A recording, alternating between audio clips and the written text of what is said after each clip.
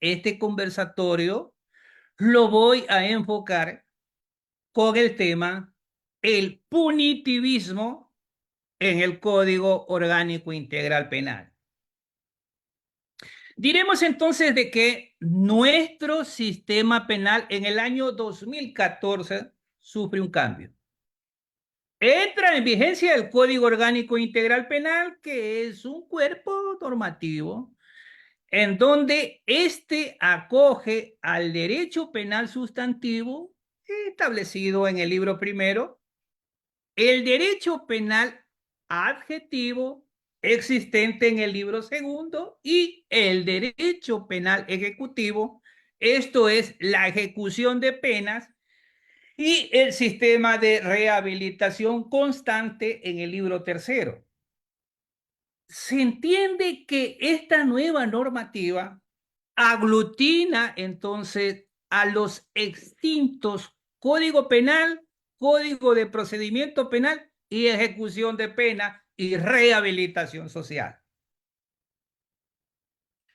El Código Orgánico Integral Penal tiene dos caras en el mismo cuerpo: el garantismo y el punitivismo por otro lado.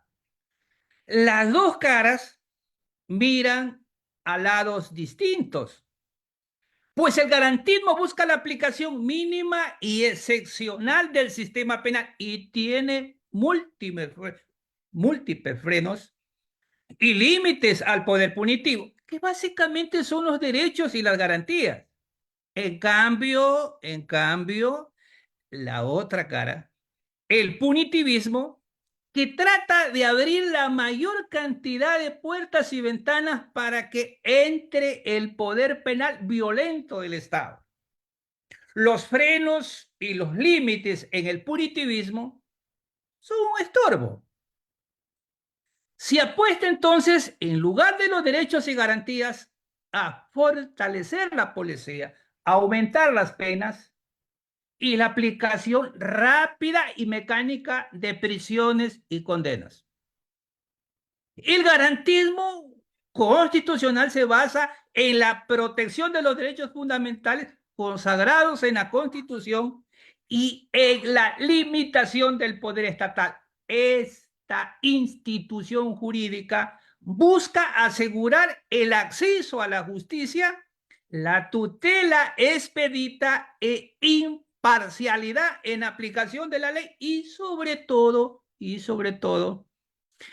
establece controles y equilibrios para evitar el abuso del poder.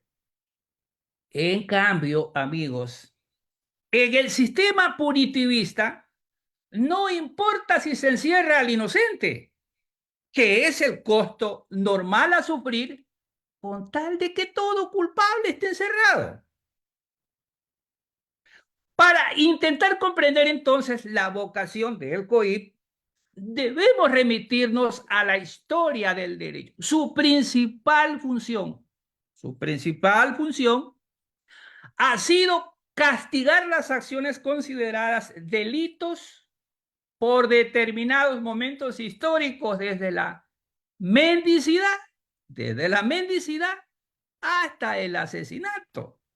Ahora bien,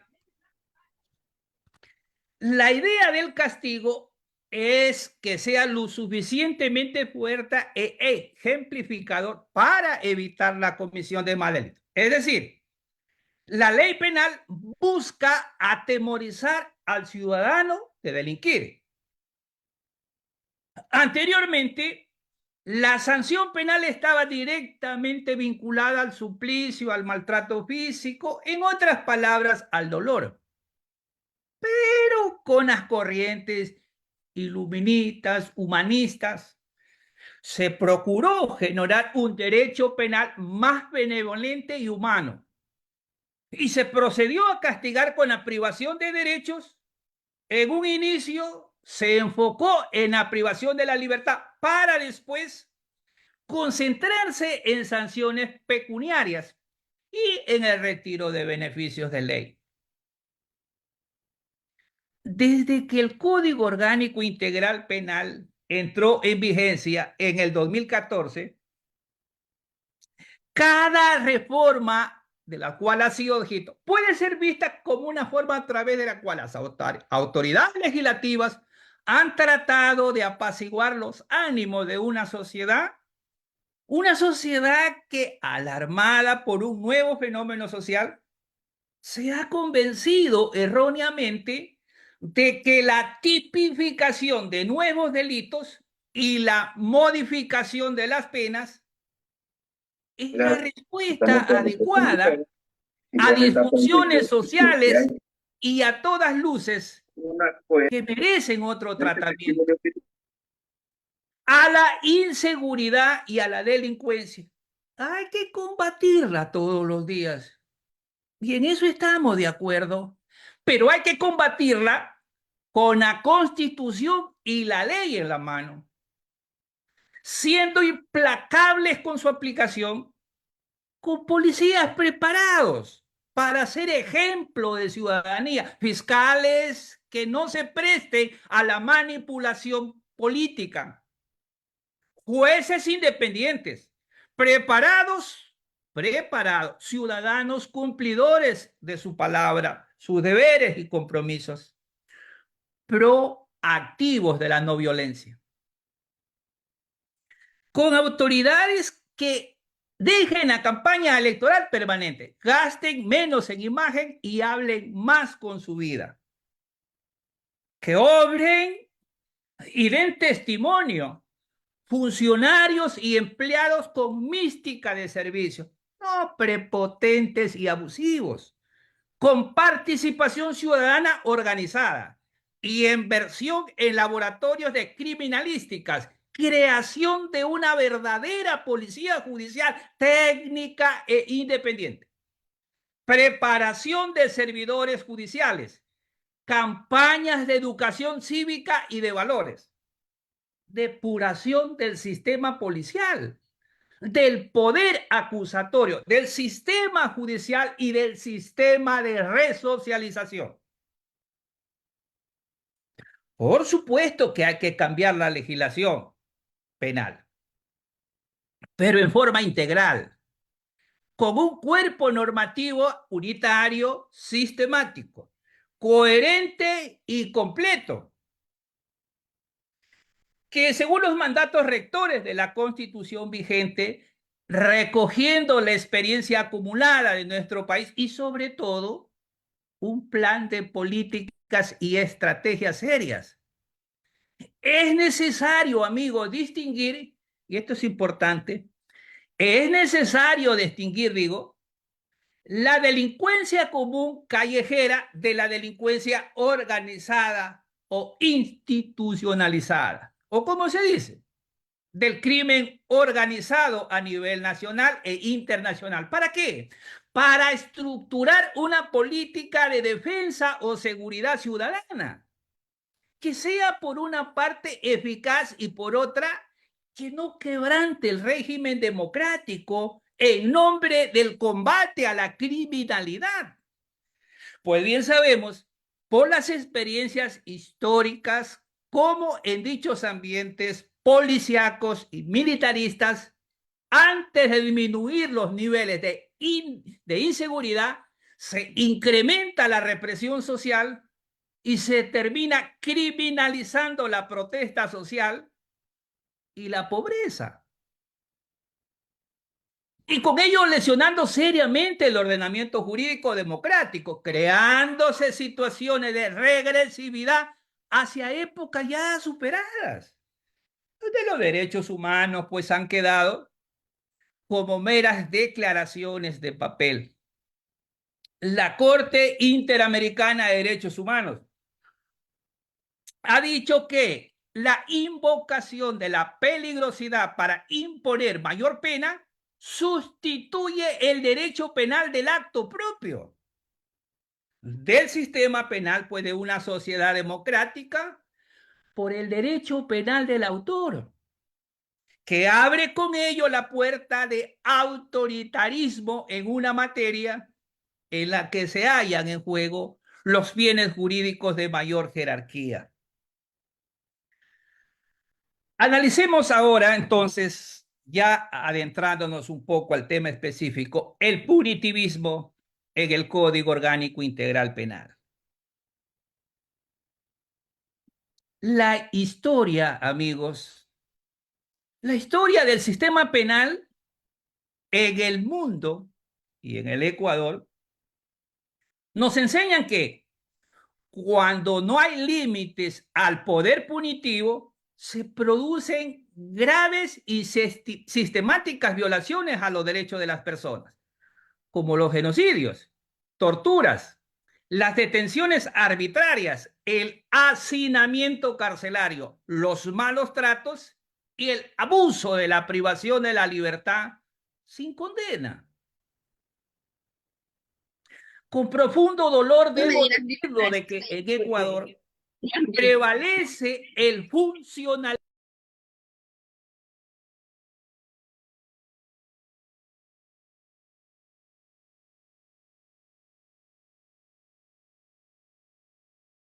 Doctor, perdón, se apagó su audio.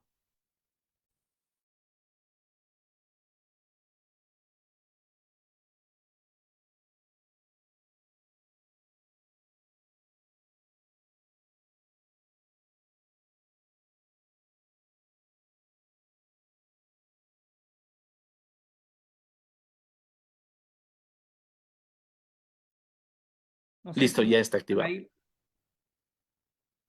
me escuchan, por favor. Sí, lo escuchamos ahí, doctor. Bien, bien.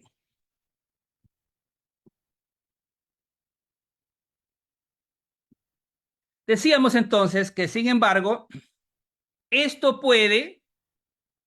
no puede ser pues lo más justo y conveniente al momento de combatir el delito.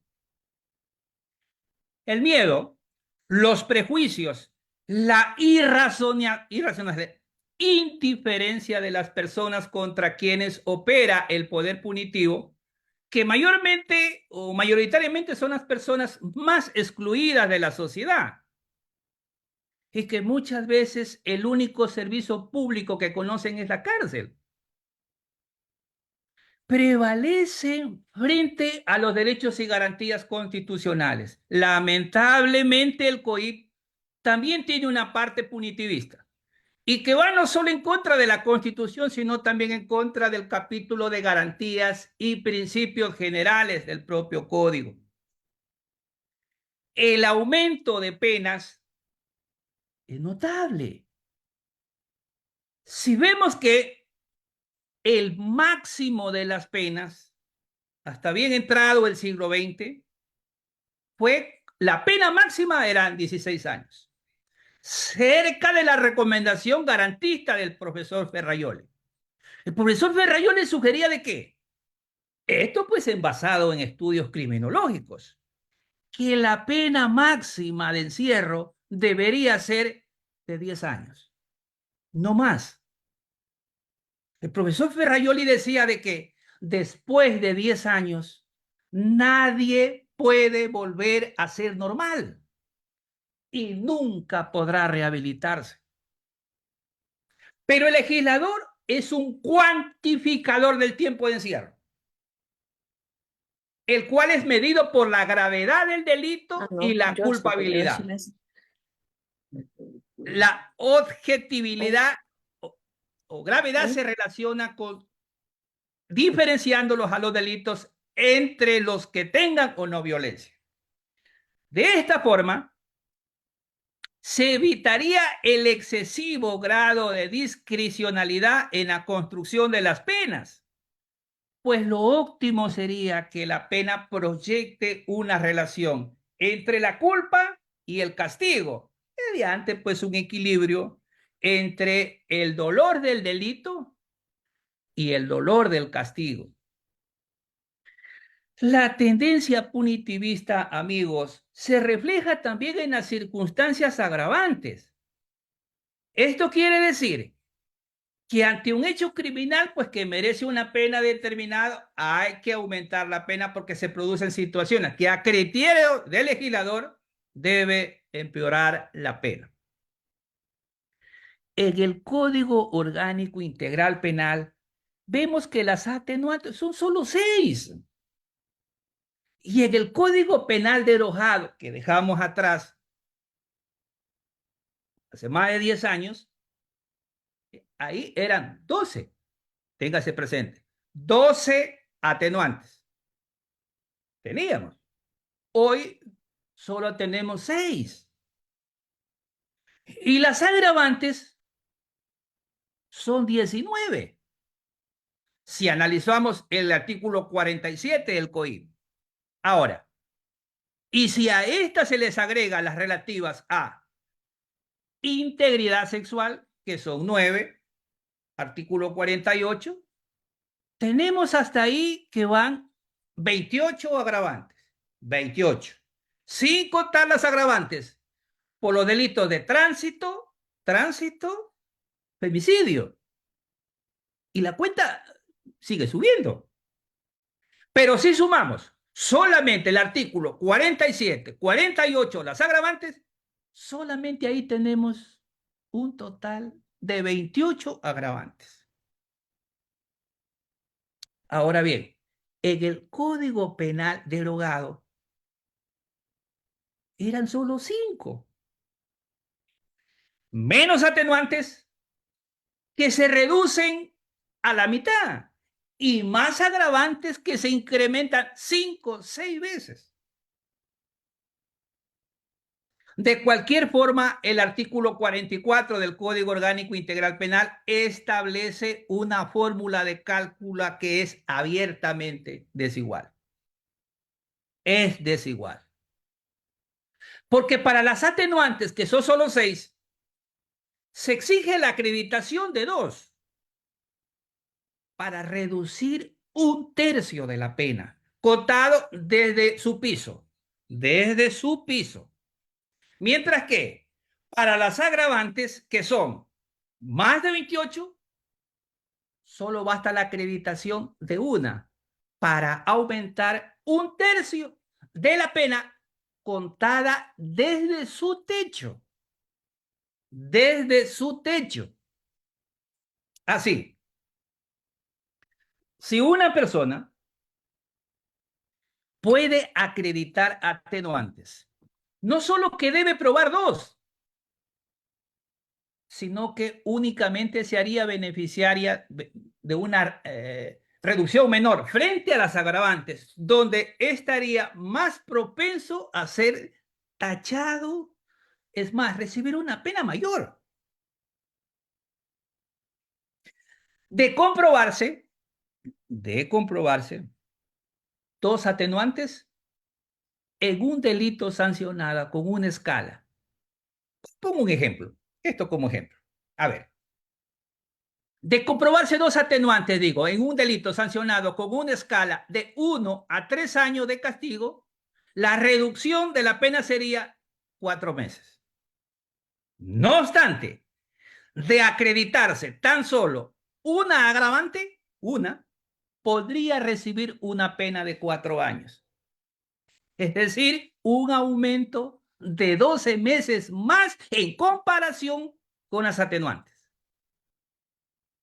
La institución de la prescripción ha sido diseñada para evitar el poder del Estado y evitar que pueda perseguir a una persona toda la vida. Ha sido tradicionalmente de 5 años para delitos leves y hasta 10 años para delitos más graves. De ahí que es necesario establecer un mismo parámetro, tanto para las atenuantes como para las agravantes, basados en los principios indubio pro reo. Para ser coherente con el principio de legalidad, se propone entonces que la existencia de agravantes implica la imposición de una pena máxima establecida en el tipo penal y que además promuevan la reducción de 1/3 de la pena mínima en caso de atenuantes. Retomando el tema de la prescripción, digo, según el artículo 75 del COIP, tiene plazo determinado en función del máximo de la pena, a la que hay que sumarle el 50%. Es decir, Si la pena es de 30 años, la prescripción será de 45 años. Si la pena es de 10 años, la prescripción será de 15 años. Más severidad, más poder punitivo, menos límites garantistas. La infracción penal se compone de un amplio catálogo de delitos de bagatela, con subsistencia que se suman los delitos de peligro abstracto. Este fenómeno, amigos, este fenómeno también se lo conoce como proliferación de verbos rectores en los tipos penales, como se evidencia, por ejemplo, en el caso del delito de tráfico ilícito de sustancias estupefacientes, para los cuales el 220 del COI tiene, miren ahí, más de 13 verbos rectores. Todas estas características ajenias a nuestra tradición codificadora tienden a configurar un poder punitivo ilimitado. Cada verbo rector abre una puerta al control policial e incluso al arbitrio de los agentes estatales. Entonces, si el poder punitivo es irracional, su contención debe ser racional, pues la suma de dos irracionalidades no es más que una potenciación de estas. Se torna necesario contenerlos, se torna necesario acortarlos o limitarlos, y la única forma posible es el respeto de las garantías de los derechos fundamentales.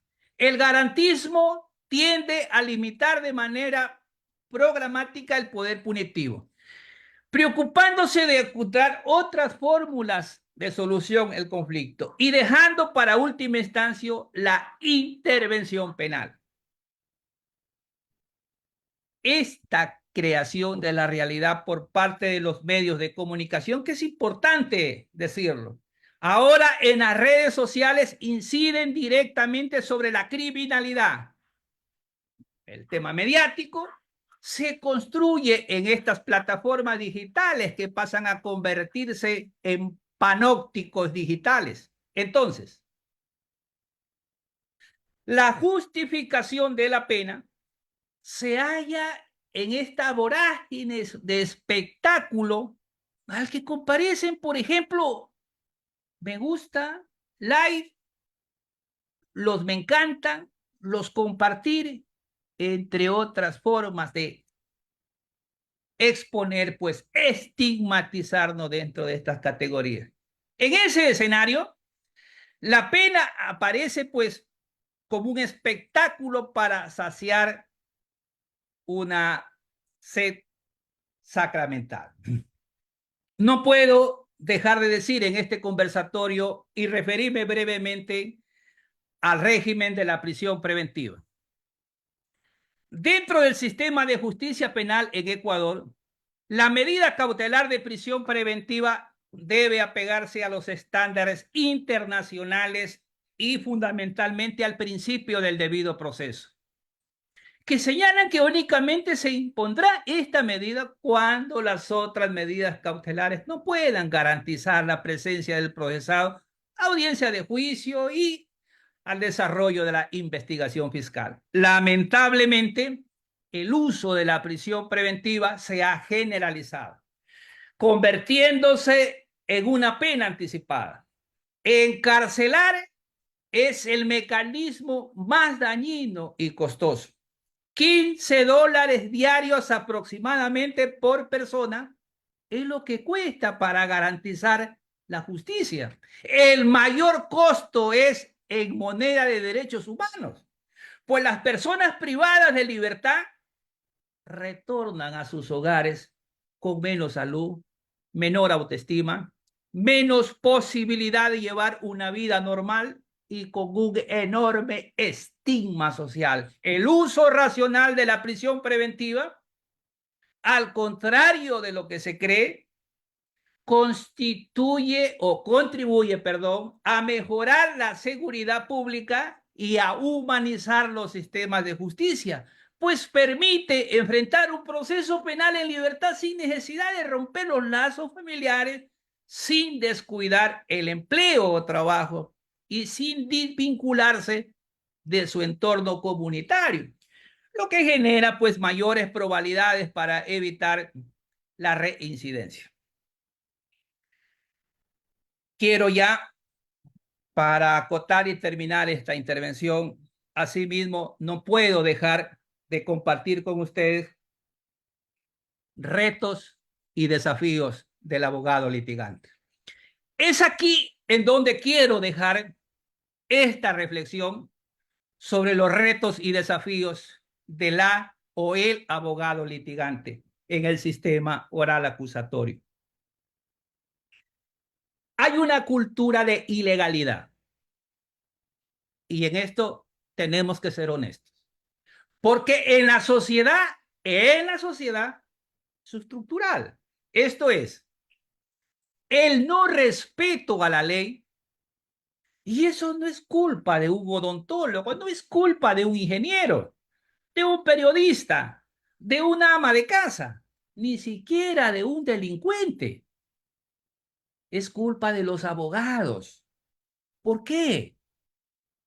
Porque si algún profesional está llamado a hacer que la gente tenga fe en el derecho, ese es el abogado. Y este es un reto y un desafío. Entonces, si la gente no cree en el derecho, es porque no ve en el abogado un testigo de la ley. Y ahí es en donde tenemos que trabajar. El llamado en estos momentos durísimos es hacerle comprender a la sociedad que a pesar del dolor que genera el delito, ese delincuente o el delincuente solo se termina a través de un debido proceso y ese es el abogado. Pero el gran reto del abogado del siglo XXI es regresar a ese primer abogado de hace más de 3000 años antes de Cristo, cuando esto salió en defensa de una bella mujer. Y como nadie le hacía caso, la acusan y la juzgan por bruja. Y esta mujer, frente a todo el pueblo, no sabía qué decir, no sabía cómo defenderse. Entonces alguien dijo, necesitamos que alguien abogue por esta mujer. Necesitamos un abogado. Y miren ustedes, no se buscó al hombre más poderoso del pueblo, no. No se buscó al mejor orador, ni siquiera al hombre más sabio. Se buscó al hombre más honesto del pueblo. Aquel que sea creído, no por su palabra, no por su ciencia, sino por su forma de vida. ¿Cómo vives correctamente? ¿Cómo vives honestamente? Lo que dices se cree, porque esa es la base de la creencia del abogado y también radica ahí su autoridad. Lo que le dices al cliente, te voy a defender porque tienes la razón, o no te voy a defender porque no la tienes. Y si te voy a defender, te defiendo con el derecho, porque esto es lo único que puedo utilizar como abogado. Amigas, amigos, concluyo esta intervención con las siguientes conclusiones. Primero, la promulgación del Código Orgánico Integral Penal suponía una concepción garantista del derecho penal acorde al paradigma constitucional de un Estado de derechos y justicia. Pero contrario a ello, existe una expansión del poder punitivo del Estado. Porque dentro de la ley penal se han incluido figuras que responden a un derecho penal simbólico. Segundo, las manifestaciones del populismo punitivo se han visto reflejadas a través de diversas formas en Ecuador, principalmente a través de referendos, consultas populares, donde se insertaron preguntas para tipificar delitos autónomos, el incremento severo de penas privativas de libertad, pero también se ha decidido sobre la imprescriptibilidad de ciertos delitos. Todas estas dimensiones no han seguido criterios técnicos, sino que han sido incorporadas a través del voto popular. 3. El incremento de la población carcelaria es una consecuencia del populismo punitivo, debido a que al existir inflación penal y endurecimiento de penas, existen más personas acusadas, procesadas, sentenciadas, y por ende hay un incremento de exponencial de la población en las cárceles.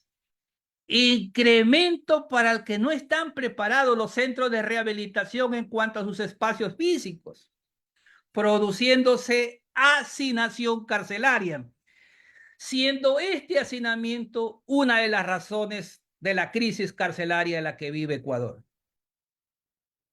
Es momento de mirar al garantismo, de tomar en serio los derechos humanos, optando por un verdadero derecho penal mínimo, tanto desde la criminalización primaria que efectúa la legislatura como desde los procesos de criminalización secundaria. Considero que hay que humanizar la justicia, que está deshumanizada.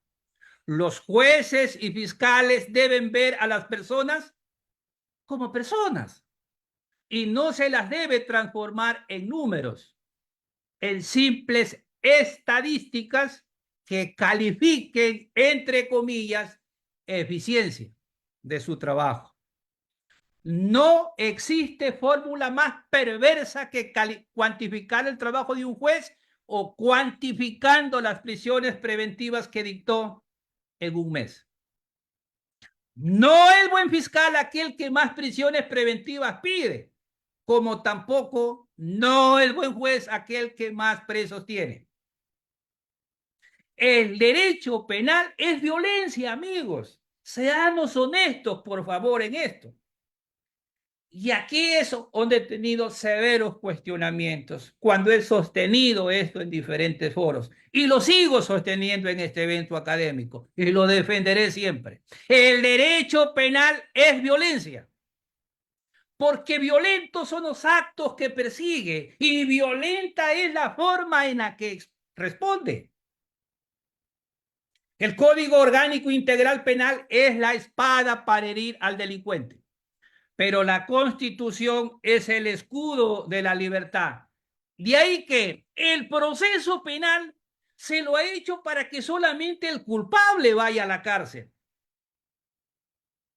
Lastimosamente, amigos, lastimosamente, muchos creen, y entre ellos jueces, fiscales, abogados, de que el derecho penal es una forma mágica que lo soluciona todo. Pues déjenme decirles, no es así. El derecho penal es solo sufrimiento, dolor y lágrimas. Una prisión preventiva no se puede dictar únicamente con el Código Penal, sino con la Constitución y la Convención Americana de Derechos Humanos. Termino diciendo lo siguiente. La prisión preventiva es como la cirugía. Solo si los antibióticos son insuficientes, solo ahí se recurre al tratamiento quirúrgico. Y con ello evitamos las detenciones arbitrarias. Amigos, me excedí del tiempo, les pido disculpas, han sido 36 minutos de mi intervención, tenía previsto que sean 30. Perdónenme, si me excedí y aspiro que en alguna medida pude haber transmitido alguna inquietud. Les envío un fuerte abrazo fraterno, primera vez que tengo la oportunidad de participar en este evento académico. Los saludo a todos ustedes. Muchas gracias.